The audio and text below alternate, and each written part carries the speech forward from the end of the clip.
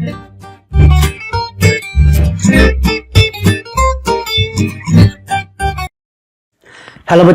बच्चों आज हम करेंगे अपनी सेकंड क्वेरी, जहां पे हम देखेंगे कि कैसे हम क्रिएट टेबल कर सकते हैं, टेबल को क्रिएट कर सकते हैं क्वेरी यूज करके एसक्यूएल के अंदर। तो देखो यहाँ पे हमें क्या करना है, जो सिंटैक्स होता है, सिंटैक्स के अंदर हमें लिखना है क्रिएट टेबल।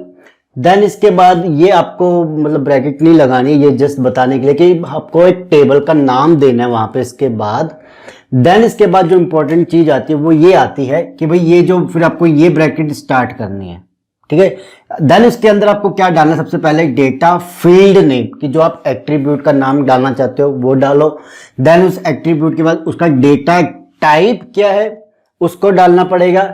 देन उसके बाद आता है कि आपको कॉन्स्ट्रेंट्स लगाने। कॉन्स्ट्रेंट्स मतलब कि आप चाहते हो कि उसको प्राइमरी की बनाना चाहते हो, या जो भी हमारे पास डिफरेंट टाइप्स के कॉन्स्ट्रेंट्स है जो हम ऑलरेडी पढ़ चुके हैं, उनमें से कुछ भी लगाना चाहते हो तो कैसे लगाओगे, ठीक है, वो आपको वहां पर डालने पड़ेंगे।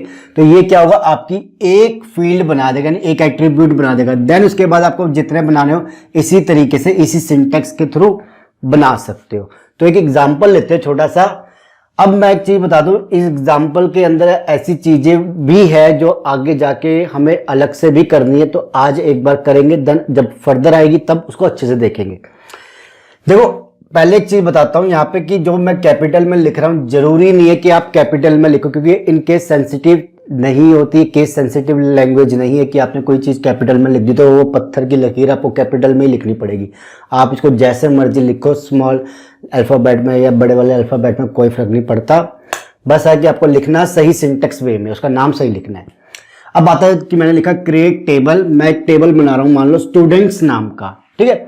अब स्टूडेंट के अंदर मैंने लिखा कि एक फील्ड यानी एक एट्रीब्यूट क्या होगा, रोल नंबर, कोई गैप नहीं होना चाहिए, मैंने नाम लिखा है इकट्ठा रोल नंबर।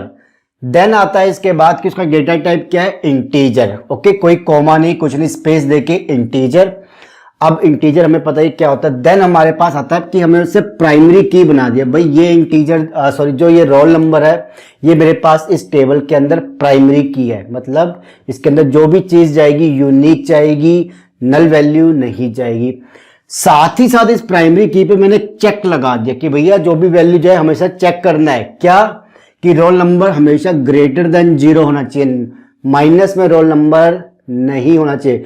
किसी का रोल नंबर 0 हो सकता है बट माइनस में नहीं हो सकता, तो मैंने यहां पे लिख दिया है। आप चाहो तो उसको 0 की जगह 1 कर दो, बट बताना मेरा काम था। तो देन ये ब्रैकेट है, देखो इसकी ये बंद हो गई है, ये ब्रैकेट अभी ओपन है क्योंकि मैं अभी और एट्रीब्यूट्स या फील्ड्स डाल रहा हूं। देन कॉमा डालेंगे, देन दूसरे एट्रीब्यूट के हम फीचर्स बताएंगे कि मैंने एस नेम लिया, यानी स्टूडेंट नेम शॉर्ट बोलूंगा मैं इसको, ठीक है, as name. Then where character, जो कैरेक्टर की चीजें होती है ना स्ट्रिंग डालने के लिए, उसमें काम आता है। इसके जो डेटा टाइप्स हम अलग से करेंगे, अगली वीडियो में बताऊंगा मैं, ठीक है।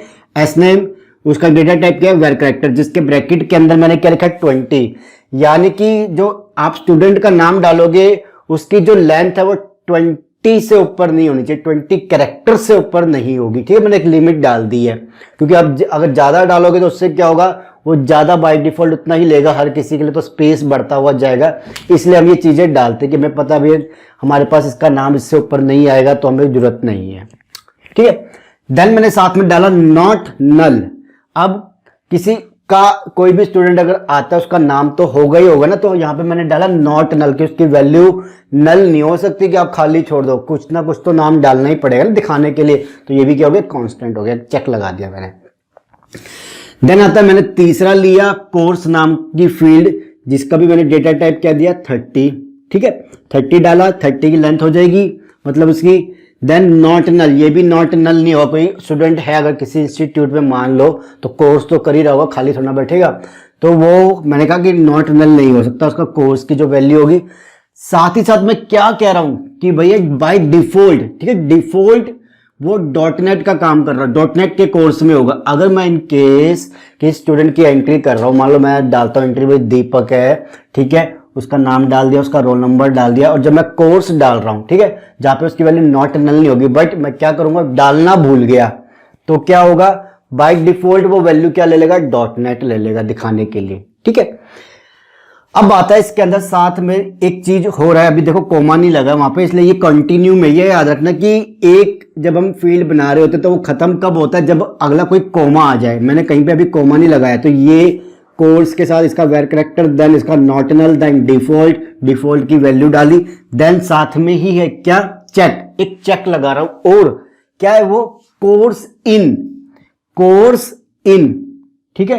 वो क्या होगा यहाँ पे कि जो आप वैल्यू डाल रहे हो कोर्स इन के अंदर, यहां पे जो एक जस्ट सेकंड में शायद एक छोटी सी मिस्टेक, नहीं, यस ठीक है, ये कोर्स है और ये इन अलग वर्ड है, ठीक है। मैं अब मुझे कंफ्यूजन हो गई थी, ये कोर्स इसका, देन इन, कि इसके अंदर जो वैल्यूज जा रही है, जो आप डालोगे चाहे बाय डिफॉल्ट है कुछ भी हो, वो किस में से होगी, इनमें से होगी। लाइक कि भाई डॉट नेट, आपको कॉलम लगाना है आपको ब्रैकेट, डॉट नेट कोमा जावा में से या C++ में से या पाइथन, इनमें से ही कोई वैल्यू होगी। ये ऐसा क्यों है कि भाई एक इंस्टीट्यूट है, मान लो वो सिर्फ 4 कोर्स करवाता है, तो हम वैल्यू भी तो किसी को एनरोल करेंगे तो किसी कोर्स को इसी के हिसाब से तो करेंगे ना, तो ये बताएगा कि भैया जो वैल्यू होगी इसी में से होगी, ठीक है।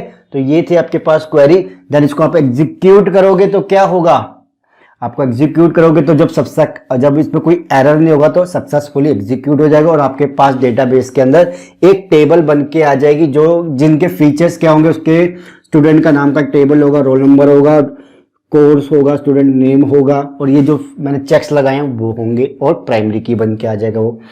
अब यहाँ पे एक छोटी सी मिस्टेक करी थी मैंने जानबूझ के। अब मिस्टेक क्या है, देखो एक मैथमेटिक्स का रूल है, जितनी ब्रैकेट ओपन करोगे उतनी ब्रैकेट क्लोज करनी पड़ेगी, तो क्लोज सही ही होनी चाहिए। मैंने मिस्टेक करी है जानबूझ के, ये ब्रैकेट इसकी क्लोज करी है मैंने, यहाँ पे एक ब्रैकेट ओपन करी थी वो कहीं बंद हुई है, देखो ये ब्रैकेट बंद हुई इसकी, ये ब्रैकेट बंद हुई इसकी, ठीक है जी, ये अभी ओपन है, देन ब्रैकेट बंद हुई इसकी, देन ब्रैकेट बंद हुई नहीं हुई, ये ब्रैकेट बंद हुई है इसकी और इसकी ओपन है, तो यानी कि ये एक बंद और ये एक बंद, ठीक है गाइस। तो यहां जाके आपकी क्वेरी पूरी होगी। बट एक चीज और बता दूं, कई सॉफ्टवेयर क्या करते हैं, वो कहते हैं कि आपको आखिरी में सेमीकोलन लगाना है, बट कुछ कहते हैं कोई जरूरत नहीं है। तो ये आप देखिएगा कि कौन सा सॉफ्टवेयर यूज कर रहे हो, जिसके बाद वो कॉलन लगाना पड़ेगा नहीं लगाना पड़ेगा वो बाद की बात है, ये छोटी चीज है क्योंकि वो सॉफ्टवेयर पर डिपेंड करते हैं। जो मेन चीज है वो ये है कि आपको इस तरीके से चलना है, ठीक है गाइस। तो ये था आपके पास कि कैसे आप टेबल को क्रिएट कर सकते हो, तो इसके बाद आपके पास डेटाबेस में सारा बन के आ जाएगा। चलिए गाइस, वीडियो अच्छी लगी तो लाइक एंड शेयर कर लीजिएगा। अगली वीडियो में मैं आपको करवाऊंगा कि जो डिफरेंट डेटा टाइप्स हम ले रहे हैं, वेर कैर या रोल इंटीजर या और भी जो भी है, वो सारे कौन कौन से, तो उसके मैंने एक नोट्स बना रखे थे, उसको मैं उसी के थ्रू आपको करवाऊंगा, देन आप इसको कर लीजिएगा। उसके बाद देखेंगे अगली वीडियो अच्छी लगी तो लाइक एंड शेयर कर लीजिएगा, channel subscribe, and the description में इसकी प्लेलिस्ट का लिंक है, then go and follow that complete playlist to have this all lecture in sequence wise, ठीक है। Thank you.